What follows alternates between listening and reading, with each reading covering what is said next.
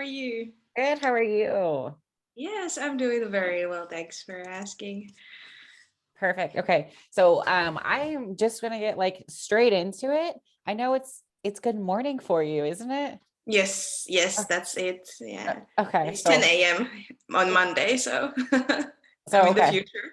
It is weird. It's very weird because I'm recording this in Lawrence, Kansas. So it's Sunday for me, May 16th at 7 p.m. And where are you located at?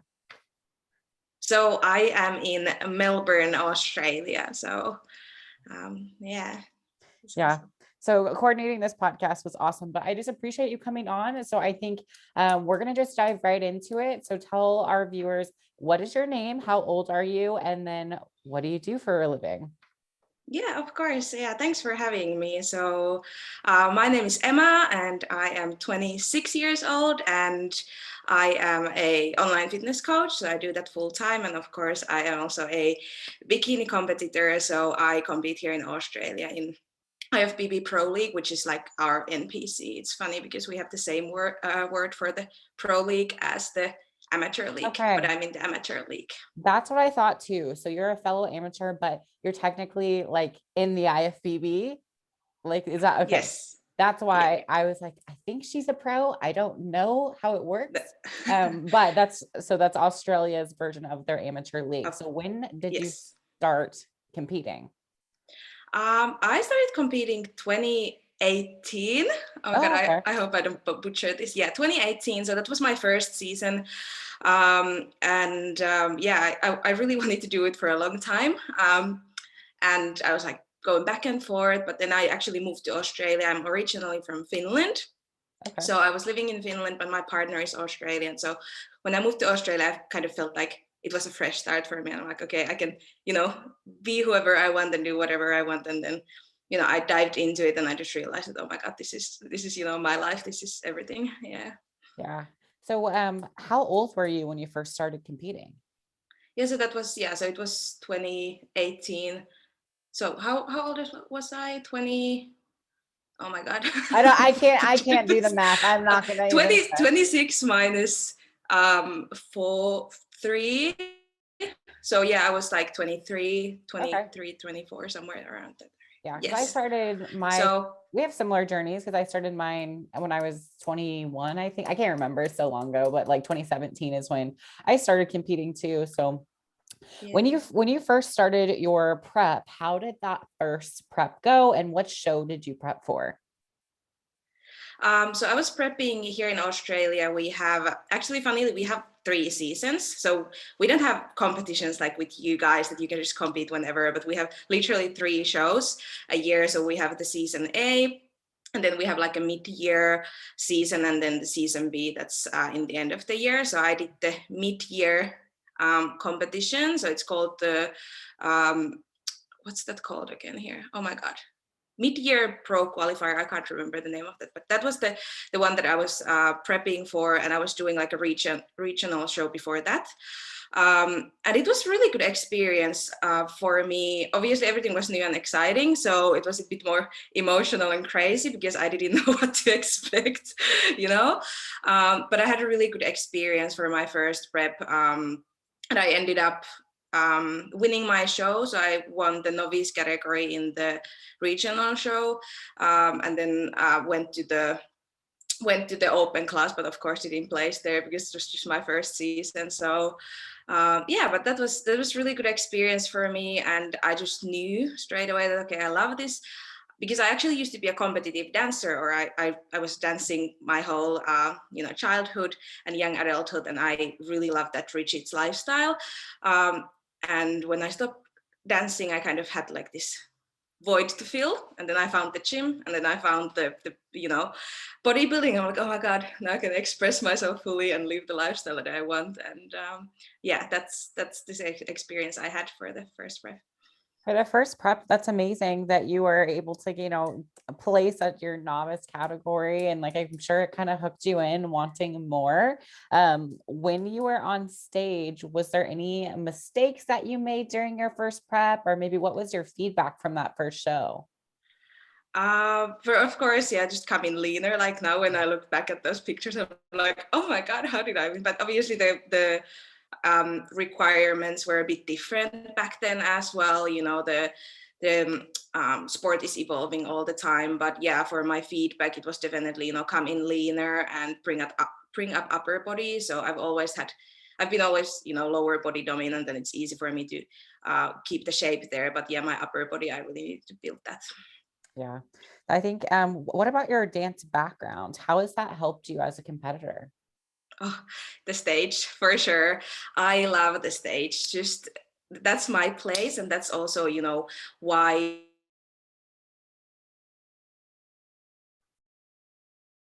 um, that my, you know, stage presence is perfect, or that I have everything, you know, figured out. Like I'm still learning, but the fact that I love being on stage and I'm very confident there, that's really a big, you know, plus and strength that I have. And that's also the reason why I fell in love with bodybuilding and competing, because I'm like, oh my god, can I step on stage and, you know, show off my hard work? So it's definitely a strength.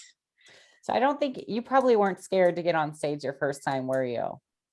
No, I wasn't actually. Funnily, Yeah. I always, of course, I'm excited backstage, but I just really want to get to the stage and, you know, Yeah. be there. Of course, I'm nervous, but I'm never like, you know, freaking out. I Yeah. just love the stage time. Good. So what do you have advice for someone that is nervous to get on stage? Like what helps calm you down and like mentally, like what is like going through your head when you're doing your routine? Oh, I do a lot of visualization. So I Okay. like to, especially if I know the stage, I like to look at the stage like before, or know the venue before I go there, so I kind of know where everything is. If I have a chance, if for example the check-ins are the day are at the venue, like I just go and sneak to the stage, so I know how it feels, how it looks, and I'm like ready for that. And then I visualize it in my head how it is to be on stage and do my routine and how confident I am. That's really something that helps me a lot, and I don't think people understand how beneficial it could be to just visualize yourself on stage. And of course, you have to practice, Right. practice. But I apply visualization to my prep. It's like same thing as I do cardio, I do my training, then I do my visualization about like the stage experience and all that. So that's something that could really benefit someone who is not confident on stage. Yeah, I do too. Like I always imagine like what's it gonna feel like when, they call my name, and I swear to you, you have to kind of almost like experience it mentally before you actually step on stage. And that feeling just so addicting and it's super exciting. So you talked about earlier that you had a partner that is why the reason that you moved to Australia. Are they a competitor? No, not at all. I mean, he loves fitness lifestyle. He plays soccer. So, you know, we do go to the gym here and there, but he's not at all living this lifestyle that I am. Yeah. What does he think of you being a competitor and like the diet and, the hard prep times? Oh, he's got the worst part for sure. He, of course, supports me fully, and you know, just wants the best for me, and he sees how passionate I am, so I have his full support, which is so awesome. But sometimes it can be very, very challenging because it's a very different lifestyle and it comes with challenges. But I feel like the main thing when it comes to being in a relationship with somebody who isn't living the lifestyle is to have the mutual understanding and kind of, you know, Yeah. find things to do together that might not revolve around, you know, food, because sometimes it can be challenging to go for a date night, some prep when you can't, you know, eat out and stuff. Mhm. But just trying to find other things to do and enjoy your time other ways than just, you know, food or something that would take me further away from my goals, you know. Yeah. I agree the same thing. So I have a non-competitive boyfriend, and so Oh yeah. it's been interesting. Him seeing when I'm diet, he's like, "Can you eat with me yet? Okay. Can you have this? Okay. I'll wait for you." So it's really exciting. except for some of those hard challenges that you have to go through on prep. So looking back throughout all the different times, was there ever a time that it got really, really, really hard, and kind of what got you through like your really hard times? So you mean in general in Yeah. prep or in relationship? No, in prep. In prep, oh, so many times. I don't know if you get that, like every competitor who listens to this probably feels that when you're like in that spot, when you just think like, I'm just crazy, like, why am I doing this to myself? We all have those moments. And that's definitely the moment when you need to push through, because Yeah. those are the moments that really, separate you from the rest. Because 99% of the people would quit at that point and be like, okay, this is not worth it. This is not for me. But there has been so many of those times. What really helps me is actually getting the power to push through by thinking about that. I'm like, this is the time when everybody else would stop. So I need to keep going if I want to be better than anybody else. If it gets that hard, it almost feels like I get this next level of drive and push by just mentally thinking that, okay, this is the time. If I stop now, I'm at the same level as probably most of the people, because it's that hard. And then if I push past that, you get that level of satisfaction that like you can't explain how it feels after that. After you push past really hard moment, was it a cardio session or just in bed at night, you're like, okay, I can't sleep, I'm dieted down or hungry, or just those moments, and just like, okay, this is the moment that I need to focus and get through. And then when I get through that moment, that feeling, that satisfaction, that's one of the reasons why I do this, to I seek those know. moments. I think if you're listening to this and you've experienced it, you know exactly what that moment is. It's like, I swear to you, I feel almost like I have superpowers, like a mental superpowers, because it's I like, know. I don't think I can, but then you're just but somewhere deep down, you're like, I can really do it. And then you're like, okay, it's going to suck, but let's do it. And you wake up and you finish your cardio. And then after it, you're like, that was the best workout ever. Like, let's do it again. And so those little mini pushes help like get you to like the next time it gets hard. And then you do it again. It's like, okay, did it once. And then it keeps adding up. But that kind of brings me to, why do you compete? Why do you continue to put yourself, through the extreme dieting, through extreme cardios? Why do you do it? Yeah, I feel like I already answered that question. It's all about, you versus you for me. And when I found something so individual, like it is a selfish sport for sure. But when I found something so individual where I can really, really see what I got and really know where can I, push myself, and then see the results. So it's the journey. I think I fell in love with the journey, the start point, and all the obstacles and hardships, and then you get on stage and show off your hard work. And I feel like competing is kind of like life in general, that you have you have a timeline and you're on this journey, and it's going to be really hard sometimes you have really high moments, but you just have to keep going. And then in the end, the reward will be there. And I just feel like it's life in a nutshell, in a sense, and that's just why I love it so much. I know, I absolutely love competing. How many competitions have you done? So I have done 5 competitions at this Okay. point. Yeah. So that's all 3 5. seasons. And then walk us just through your placing. Yeah. So first competition, as I said, I was first in the novice, Yeah.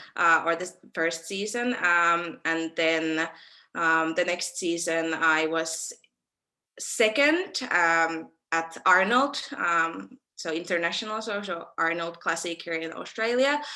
And then I took third place in Romania Muscle Fest, and then first place in Amateur Olympia in Portugal. Ooh, okay. Was that your most recent show? Yes, yes. Okay. So that was the one that I finished my last season with.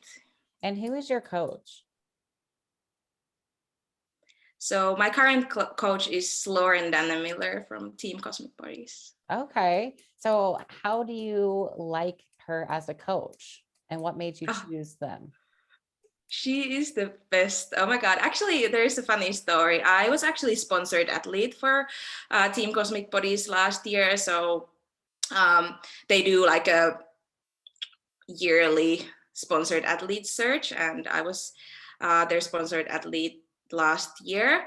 And that's how I got into the team, and why I'm like, I never want to change coaches is because Lauren is very similar to me.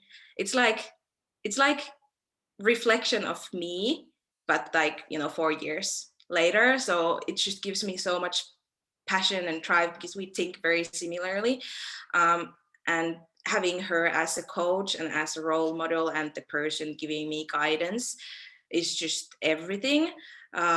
We think the same way, we have the same strengths and weaknesses. So I feel like for her, it's very easy to coach me, and for me, it's very easy to be coached by her. So it was just this something just clicked, and I'm so grateful for the opportunity to be in the team first and foremost, because then I also realized what's the coaching style that works best for me. So I've only had awesome experiences with working with her.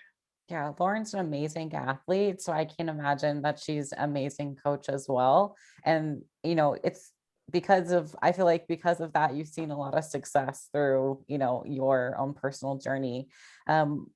Regarding like your preps, are you on a macro, or are you doing like a flexible diet or a meal plan? What does your diet look like? So I count macros, but I wouldn't say myself as a flexible dieter because Okay. I eat on a meal plan inside the macros. So I make my own meal plans. Actually, I don't eat any animal products. So it would be hard to follow like a meal plan because I am the expert in the nutrition side of things for myself. So I just like to follow macronutrients, and then I create my own meal plans, but it's really simple, like oats and rice, potatoes, and then like protein sources, usually like vegan fake meats or tofu or this and that. So it's very simple, very bodybuilding style diet, but just like plant-based version of it. Okay. And then why are you plant-based? Is that just like a personal decision? Yeah, mostly for ethical reasons, Okay. just ethical reasons, and of course, like the environmental aspects as well. So that's the decision I've made. I've been vegan for I think 5 years now, so it's been quite some time. Has there been any challenges with building muscle on a vegan diet? This is such an interesting question because I sometimes think, would I be somewhere Right. else? Like, what would I look now if I wasn't vegan? But for me, I've just really take the time to learn. And I feel like I'm kind of like a walking billboard for the lifestyle as well, that, it's possible because, I've placed really well, and I see that it's working. And it just needs a little bit different level of understanding and knowledge about nutrition. You can't just eat whatever. It's more about focusing on what's the protein sources, and making sure that it's the macronutrient ratios are the same, because sometimes it's really hard to eat low carb as a Yeah. vegan, but I make it work really well. So I've been on a, what's the lowest I've been on my carbs? Probably, I think, oh my God, I can't remember, maybe 50 or 70 for a few days. Yeah. And that's really challenging It's hard. as somebody who doesn't, Yeah. like, every protein source usually have fat or carbs. Yeah. So it's been challenging, but I've made it work. So it's possible. It is possible. And low carbs are not good for anyone. It's hard to do. It's It's hard for hard. any. It's super hard. And what is your goal in this sport ultimately? Like, what is your long-term and short-term goals? Short-term goal is to just make this improvement season good, because it's, for me, the improvement season is the hard Yeah. part. Like, I could just prep forever. honestly, but when it's improvement season, you're kind of cruising around and not having the same structure. I'm just sometimes really lost. So it comes with a lot of challenges. So that's the short-term goals, really make the best of it, because I don't want to, end up spinning my wheels on improvement seasons. I'm really focusing on, nailing this and making those improvements, because what we know with my coach Lauren, we have to focus on building overall size. So I don't have to get as lean the next time I get on stage, because last prep I got so lean, like I looked really good on stage, but we needed to get me really lean because I just kind of lacked the muscle mass. So next time, if I'm much more dense, I still have that same look. So that's what we're gonna focus on. That's the short-term goal. And the long-term goal, of course, well, first and foremost, get my pro card. That's like, I don't want to step on stage unless I'm like undeniable next time. Like I'm gonna take this time, and the long-term goal is to really, get that pro status, and then from there, win my first pro show one day, and then get to the Olympia stage. And that's like just like scary and exciting thoughts, but that's the time, like, how do you say it, the journey that I want to take, and see what I've got.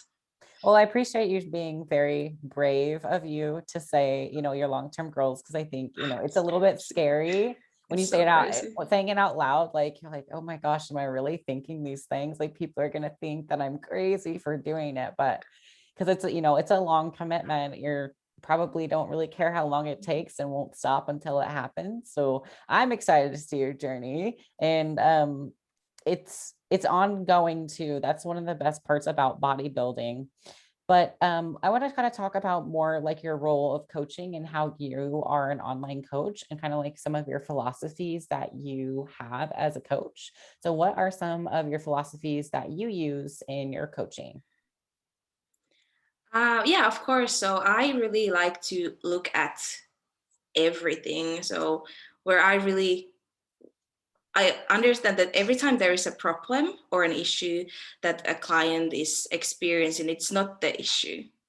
So, it's a cause of something, for example, if they can't stay adherent to their plan, it's not about, changing something in the plan. It's more about looking, why aren't you able to stay adherent? Is it not enough sleep, or stressful work environment, annoying workmate that brings them down? Like so many tiny things can really affect somebody's success in fitness, because it is very nuanced and it is hard. It's challenging. So if you have one aspect in life that's not in line with what you do, it can really ruin not everything, but change a lot. So what I like to do is really learn my clients and to know what's going on in their life. So every time something, there isn't progress isn't happening, or there is some issues with adherence, I know that, okay, we need to look at why, because everybody would be, walking around looking like fitness models if it was, if we could just follow plans, because it's not the diet. Every diet works, but it's just the how you execute the diet, and you have to look at you or the client rather than the plan, and where that issue is not the plan, it's usually something outside that. Yeah, that's what I've been found. So I've just recently started my like online coaching business, and every single time Awesome. it's individual based. So, what works for someone else is going to be the reason why someone else falls off their plan. Mm-hmm. So like finding like the individual things of like, do you need me to text you every day a motivational quote? I will do that. Like, what do you need? Whatever they need. So that's really exciting that you've been able to impact so many other people's lives. How did you get into online coaching, and what made you want to be a coach? Yeah, I've always, okay, I find that this is such a cliche answer, but it's true. I just love helping. So I actually started to, post things on YouTube and social media, just because I just wanted to share what I learned, because I get really excited when I learn something. I'm just like, I want everybody to know this. So that's the kind of person I am. So I started, making YouTube videos and just sharing my journey. And people got interested, of course, because I was so passionate about what I do. So I had my first clients that kind of approached me. So I didn't have any business at that point, but I was like, yeah, I'll help you. And I was just doing that. And I was seeing like, okay, I love this, and kind of seeing the opportunity that I could actually do it for a living, something that I love so much. I was like, why won't I go for it? So yeah, I did start my online business. I think it was 2017, so it was a year before I started competing, and it just slowly built. And now I'm actually working for the Vegan Gym, which is online coaching business. So I'm not owning my own company anymore. I'm working for a team, which is awesome because I just love people and I love helping people, and I have an awesome team of like-minded people. So I just feel like I'm in the perfect spot right now. That's exciting. Yeah, it's kind of what I noticed. Like I didn't really know I was going to be a coach until someone was like, "Hey, can you help me?" And I was like, "Of course." Like I love it. It's awesome. Um, but with all of the balancing, how are you able to balance prepping and then like coaching as well? Does it get a little bit harder when you're prepping yourself? Yeah, I mean, I've actually never been full-time coach on Okay. prep. I moved full-time just this year. So when I started at the vegan gym. So before that, I was doing it part-time. So I was doing personal training, and I was actually a DJ. So I was doing like absolutely everything at the same time. So sometimes it was a mess for sure. But the best thing is that I can kind of structure my days myself. So working as a personal trainer and having just DJ gigs and stuff, I could kind of structure it. So I've felt like it worked really well. But next time I'm gonna prep, it's gonna be very different because I'm working full time, so it's gonna bring different challenges. But I'm not thinking about that yet. But before, I was really able to focus on the preps just because I could structure my days the way I want. But that's usually with every coaching position or business, that you can kind of structure your days how you like. So I don't feel it's giving too many challenges. Um, well, this is awkward, but I literally just drank a bunch of water. So I'm going to pause you for 1 second. I'm going to go run to the bathroom Yes, and I'll be go for right it. back. Okay. Okay, no stress.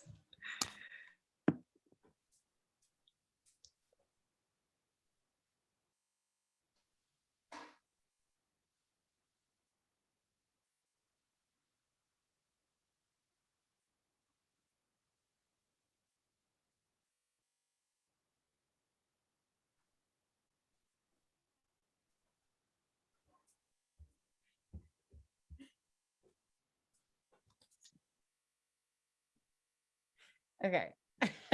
Thank you for Awesome. letting me. Drink your water, girl. I know. I mean, I was trying to do like a gallon and a half today. And so I just been chugging like right before we were on, because it gets to the end of the day. And if I forget my water, then it all hits me at once. But thank you for being flexible with Yeah, that. but it's the thing, yeah, like Sometimes only you have to other go. bikini competitors can understand. I know. And sometimes I'll even be driving to work and be like, oh my gosh, I really have to stop in between, driving. But it happens all the time, which is another fun perk of prep, is drinking so much water. What is your favorite part of competing?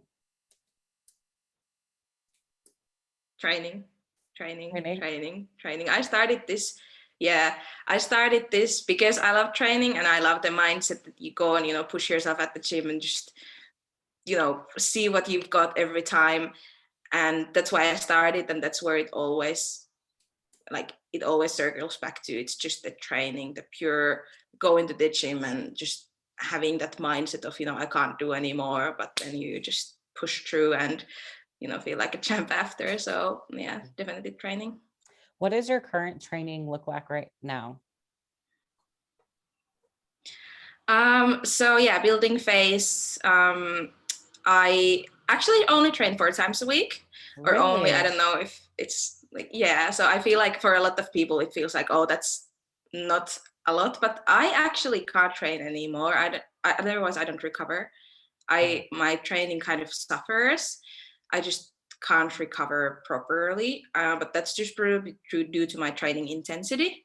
So I don't just go like, I don't know if you're allowed to curse here, but You I don't can, just yeah. mess around. I don't go and mess around, I don't go fuck around at the gym. Like I just go and get it done. Like some days I have 4 exercises and I just, for example, especially like days like 4 exercises, I'm like, my legs are so cooked by like my 4th exercise. I'm like, I can't do anymore. And then I like leave the gym, and I really love the quality over quantity and focusing on muscle mind connection as well. Like I've really built that. So it's not that I need to use few sets to get into it. It's like the first set, first rep, I already feel it in the target muscle. So I feel like that's the strength that I have when it comes to training and why I train the way I do.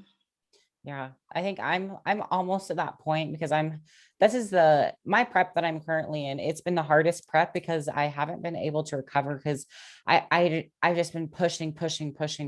So we pushed so hard that we had to do a deload week in the middle of prep, and I freaked out. I was like, what do you mean I can't take a week off in the middle of this prep? So sometimes it gets hard to remember. You have to recover, you have to rest. So how, outside of, taking extra rest days, how do you prioritize your own recovery? This is like my thing. Okay. I live very athlete lifestyle. So for example, whenever I have a heavy sort of training session, I actually do like nothing after that for a little moment. I lay in bed and do some sort of deep rest. It's actually interesting.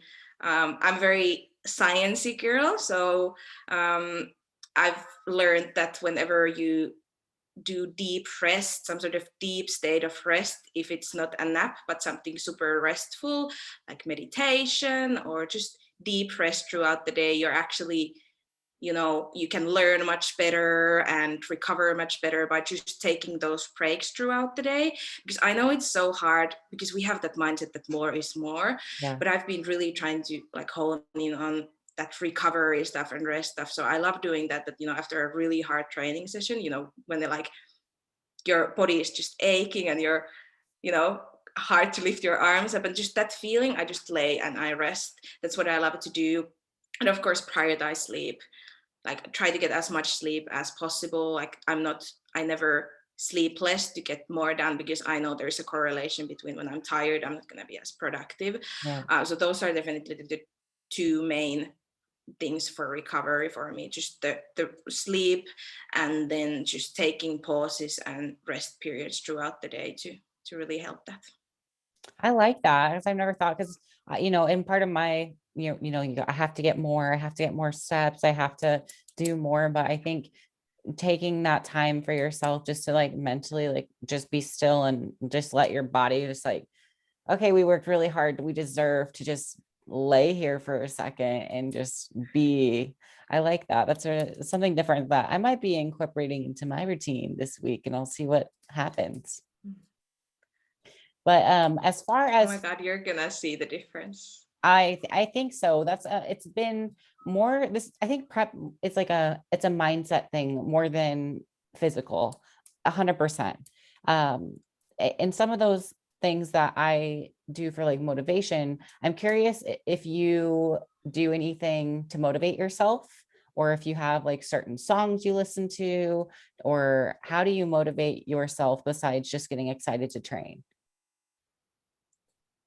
I love I'm such a like cringy person, but I listen to motivational speeches when I train. I do too. So I Okay. just put like what.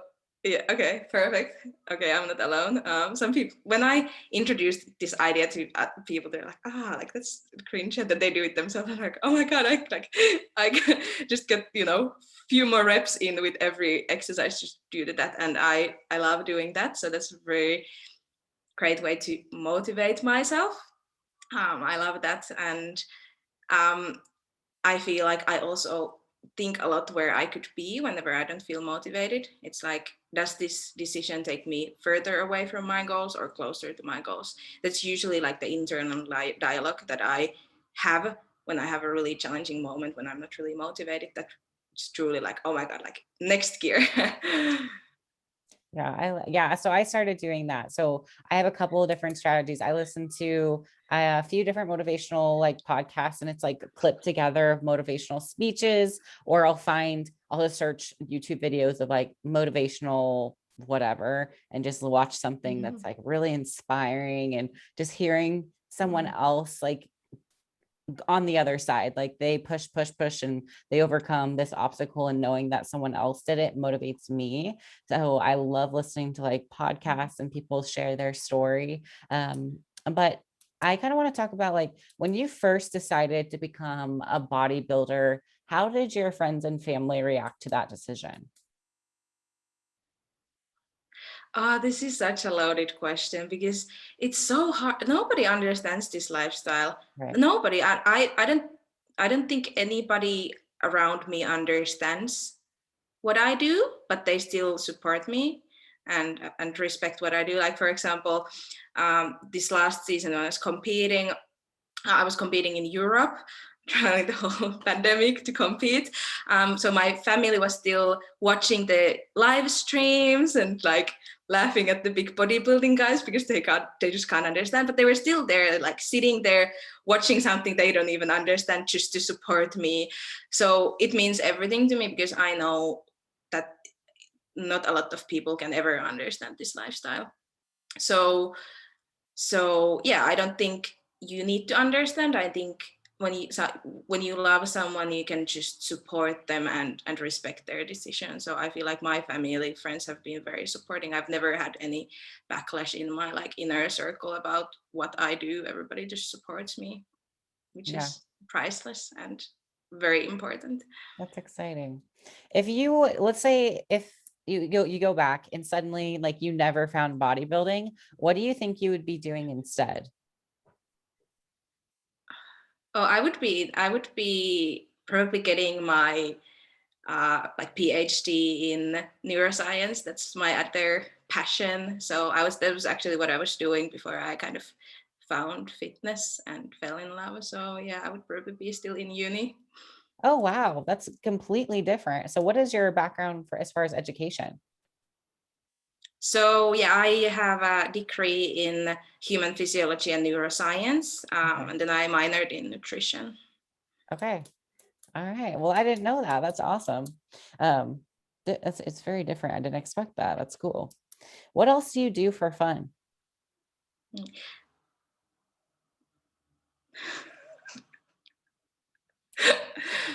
Oh my God, this is a question that I sometimes ask myself. When I, I'm bored, I'm like, oh, I've already done my training, I've already done my cardio, I've already done my meal prep. Like, what do I do now? I know. So I don't do much outside like my work and Uh, fitness, which is sounds probably pretty sad. But on the other hand, I just love this lifestyle so much. Like sometimes I just get annoyed that, oh, I've already trained today, like I can't go to the gym again. But I do still love enjoying time with people. So, spend time with my partner and my friends. So I just like to hang out.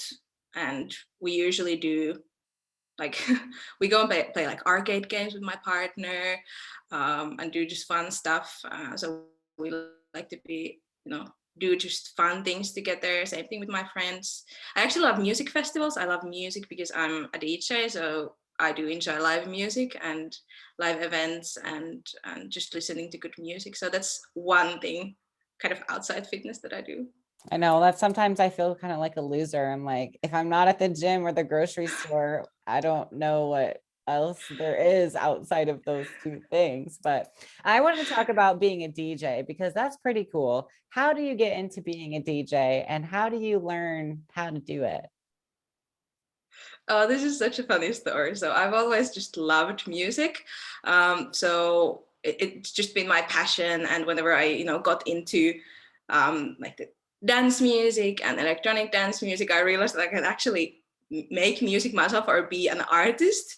Because before that, like I was trying to play guitar and piano, but I just didn't have it in me. I just don't feel like I had that talent that you needed to play an instrument. So but I've always just been excited about performing and stuff. So then we actually entered this competition with my partner called Your Shot. It's like a idol but for DJs, for amateur DJs. So we entered this competition and we like went to the final and everything, but we didn't win the thing. But that's where we kind of learned all the skills, because you kind of got this professional DJ training through that program or that like competition. And then we just, went with it. So I started to work as a DJ, and it was really fun and it was exciting, but the work hours don't go well with the fitness lifestyle. So I actually don't do any DJing now because it just crashes. Like I literally, like a gig could end when I usually wake up, Right. So it just doesn't work with the lifestyle. Do you make your own workout playlists? Yes. Do you have It's them? public, so if anybody wants to. Where? Yeah. Okay. Well, I'll get them Yeah. after this, and I'll have a link, Yeah. because I want to listen to what you Yeah. created. That's really cool. Let's talk about Yeah. more. Oh no, I don't make music myself. But just like the I mix. just mix. Yeah. Okay. But it's like, I know what you're talking about though, so I'm sure it'll be Yeah. fantastic. Okay. But Yes. let's kind of go back into just like competing on stage and talk about that experience, because I have a lot of first time competitors that do listen to this that are either thinking about competing, or maybe they're doing a couple of shows, so they're very like new into their journeys. What advice do you have to someone who might be listening to this that is thinking about competing but doesn't know if they can do it?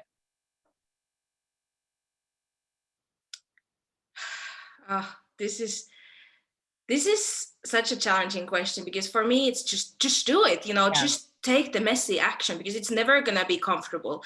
You're never gonna have the perfect time. There is never gonna be the time when you're like, okay, this is it. So you just have to jump, because where you feel the most resistance and the most, like, what you feel scared of the most is something that you need to do to first and foremost grow, and then find things that you love. Because you might not love competing, you might do one show and be like, okay, this wasn't for me, but if you don't try, you will never know.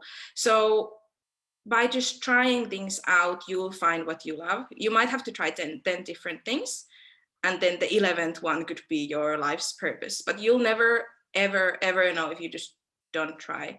So it's going to be hard anyways. I always like to think that it's going to be hard to stay the same. It's going to be hard to be where you're at, but it's also going to be hard to go for what you want. So you just have to kind of, choose your heart, I guess. Yeah, I love that. And what advice do you have for maybe other amateurs, such as you and me, that are, we've been doing it for a while. We're trying to get the pro card. What advice do you have to other amateurs like us? Yeah, just don't give up, really, seriously, especially when it really gets to those hard moments. Maybe not even on prep, but in improvement season. Yeah. When you're just, improving, you kind of lose the spark of the stage, and you're not prepping, and those are usually the times when people kind of fade out, because it's just like you're kind of there, and it's long when you were on stage last time, it's long when you're gonna step on the stage again, but you need to take that time off to improve. Like I was fighting for my overall on my last comp, so I was there fighting for the pro card, and I didn't get it. I know it's gonna be the next time, and if it's not gonna be the next time, then the after, it's gonna be there, it's gonna be mine as long as I keep trying. But I feel like a lot of people end like in the midst of their improvement season, when kind of feel like it doesn't matter and you don't have that spark. That's when you really have to focus and be like, okay, remember how it feels, remember why I started, and just keep going. It's uncomfortable. I feel the improvement season is the hardest part. It's just going to be uncomfortable in every aspect, but it's so important to make those improvements so you can go to the stage next time, step on stage, be undeniable, and step there, step on the stage, and then the judges will straight away be like, oh, okay, that's the winner. That's the kind of impact that I want to have the next time I step on stage. So that's the tip I have. When is the next time we will see you on stage? I wish I could give you a date, but it's more so when I know, or when it's probably in my coach's hand, to be honest. When she thinks that my physique is pro card physique, then we're gonna start prepping. But for now, it's just laser focus on this period of time, this improvement season. Yeah. Okay. And then as far as your preference, do you like cupcakes or do you like protein shakes? Cupcakes. And then can you For sure. I'm describe, such a foodie. yeah, describe in detail if like either the perfect cupcake or if you were a cupcake, what you would be?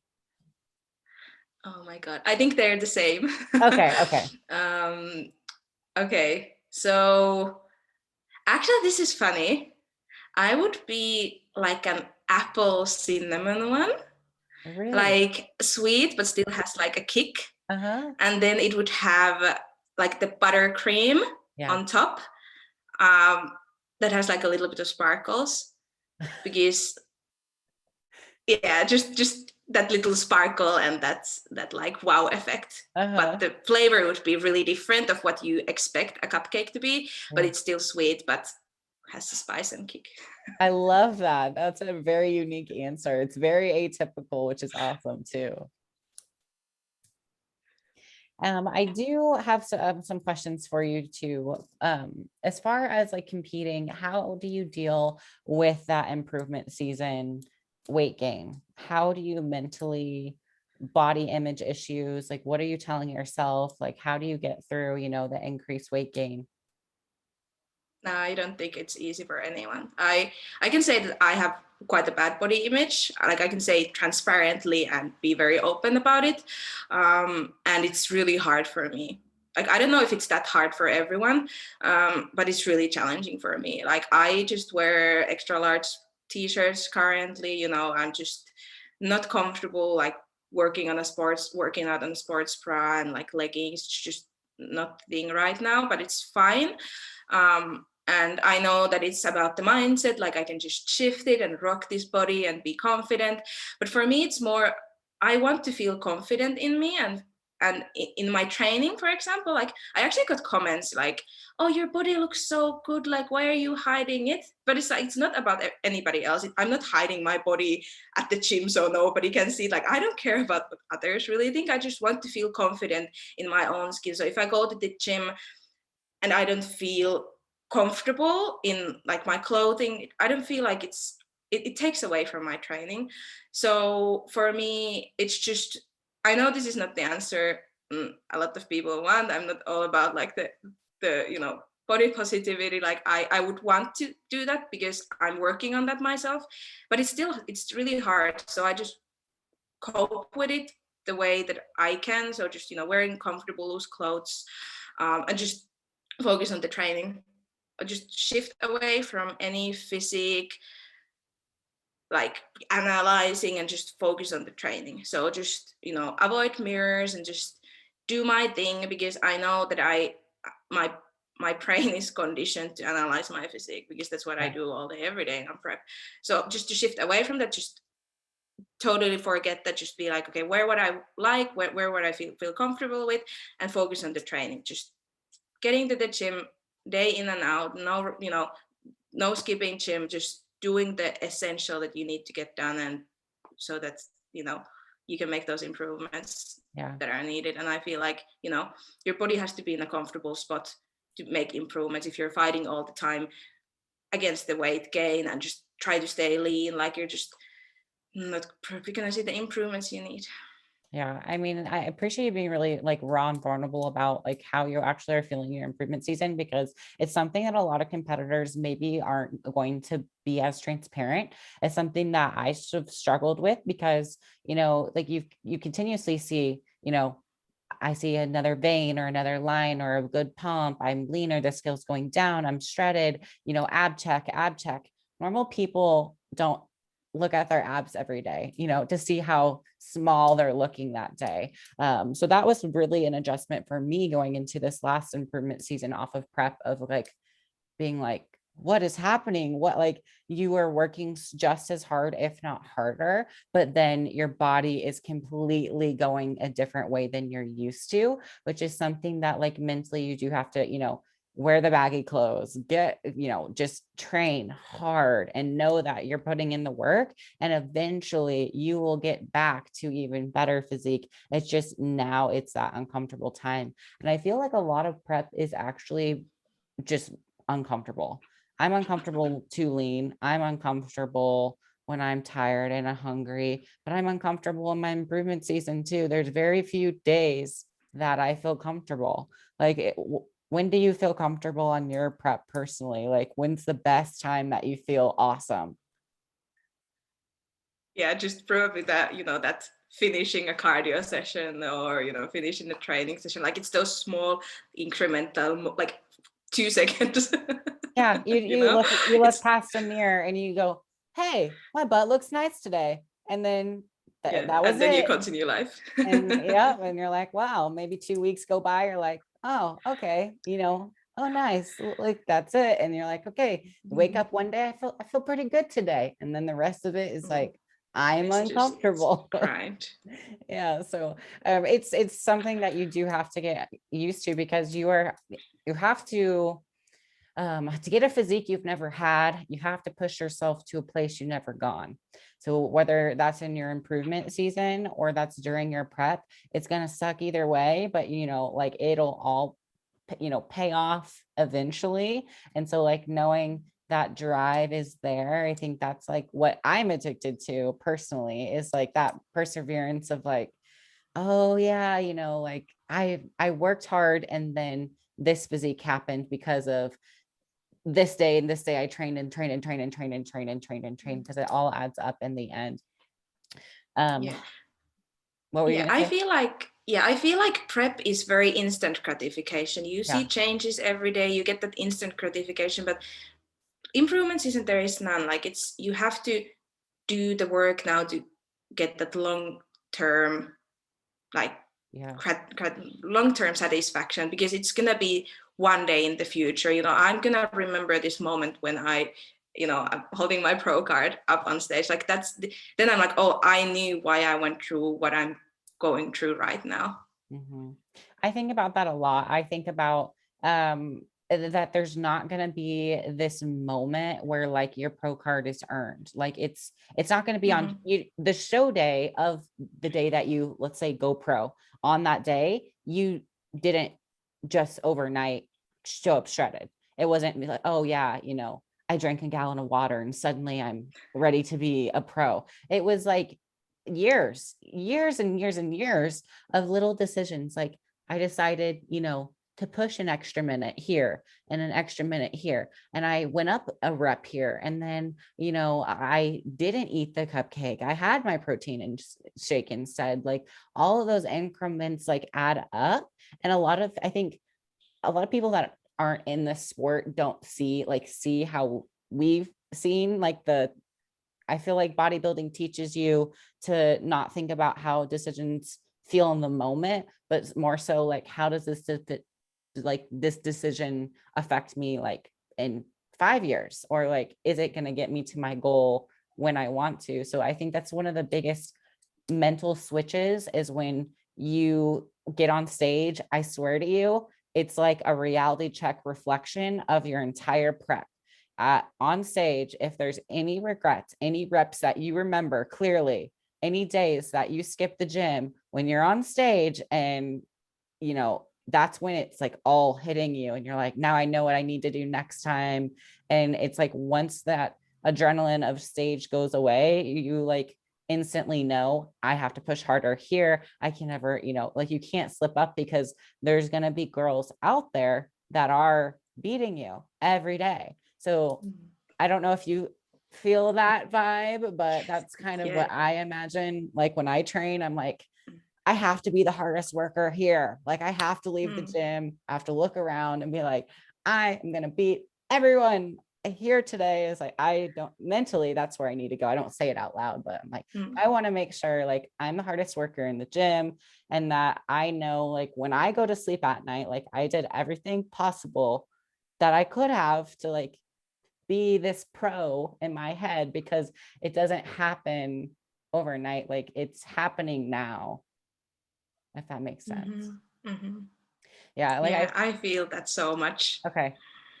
And yeah, so it gets me, I get Mm. really excited talking about that, because there's few people that, are willing to say it out loud, like yourself, like saying that I'm like saying you're going to be a pro and like knowing that it's happened, it's so cool because I know it will happen and you know it will happen and it's going to happen. It's just it bodybuilding like allows you to clearly like change your future every day. I think something like I love that. That's that. for sure. And nobody else will believe in you than yourself, like that's the thing. You have to say these things out loud, and you have to believe it for it to become a reality. That's I'm truly believing that, and I agree with you 100%. I'm really excited to see your journey unfold over the next however long. And maybe we'll get to meet on the pro stage one day. Look back, remember that Oh my interview that we did as amateurs Yes. and look at us now. It's been a pleasure to talk with you. I kind of want you to finish with your last piece of advice, any last motivation, and maybe if there's a quote that you live by or you have a mantra that gets you through or anything like that. That's a good one. One thing that really just echoes in my head is my favorite motivational speaker is Billy Alsbrooks, and I don't know if I'm gonna say this exactly the way he says, but it's the champions carry the same mentality like everywhere they go, and they don't turn it on and off. Like it's not that you're like you have like champ mentality when it comes to like your bodybuilding and training. You have to carry that to your work, your relationships. When you are a champion, or you have this mindset of that you want to succeed, and you want to be the best at what you do. You can't just like pick and choose. It's who you are. So if you truly want to become successful and champion, it has to be every aspect of your life. And it's so interesting because in prep, like there is no balance. So I'm not saying that you can't like go full force to what you love, but you can't ignore the rest, because what do you have in the end of the day? If you just focus on your bodybuilding and then you're at the top, and then nobody's there with you, or you don't have anybody to share it with. You have to give your all to everything that's important to you, and it's the hardest part. Honestly, it would be just easy to just do you and do your thing. The hardest part is to really find that way of living where you carry that like champion mentality everywhere you go, and you show up in every aspect of your life.